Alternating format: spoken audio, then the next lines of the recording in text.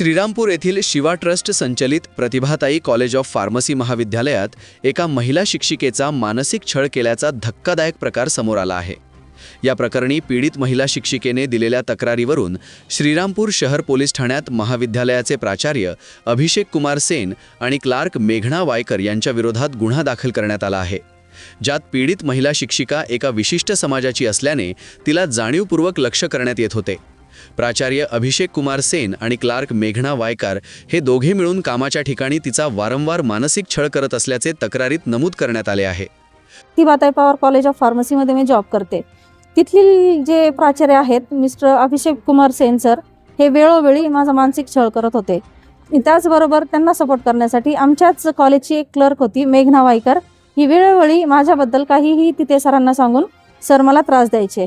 त्या व्यतिरिक्त त्यांनी माझ्या नावाची एक नोटीस काढली होती संस्थेने की 5 नंतर 5:30 वाजेपर्यंत तुम्ही कॉलेजमध्ये थांबायचं, सगळा स्टाफ गेल्यानंतर तुम्ही ॲज अ OS म्हणून थांबायचं। तर मी त्यांना ह्या गोष्टीबाबत सांगितलं की मी 5 वाजेपर्यंत थांबू शकत नाही।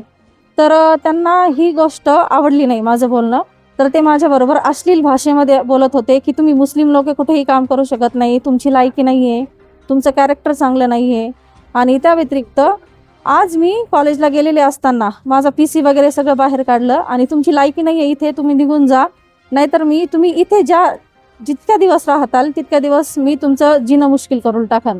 मी महाराष्ट्रातला नाही आहे, मी MP वरून आलेलो आहे आणि मैं घाट घाट का पाणी पी चुका हूँ, आपको मैं कहीं जीने के लायक नहीं छोडूंगा, अशा अश्लील भाषेमध्ये मला बोलत होता तो। त्यामुळे मी आज श्रीरामपूर पोलीस स्टेशनला येऊन त्यांच्या नावे गुन्हा दाखल केला आहे। परप्रांतीय प्राचार्याकडून एका महिला शिक्षिकेला अशा प्रकारे वागणूक दिली जात असल्याने शैक्षणिक वर्तुळात संताप व्यक्त केला जात आहे। महिला शिक्षिकेने या अन्यायाविरोधात अखेर पोलिसांचे दार ठोठावले। श्रीरामपूर पोलिसांनी या तक्रारीची गंभीर दखल घेत विविध कलमान्वये गुन्हा नोंदवला आहे। या प्रकरणाचा पुढील तपास पोलीस करत असून शिक्षण क्षेत्रातील या धक्कादायक घटनेमुळे मोठी खळबळ उडाली आहे।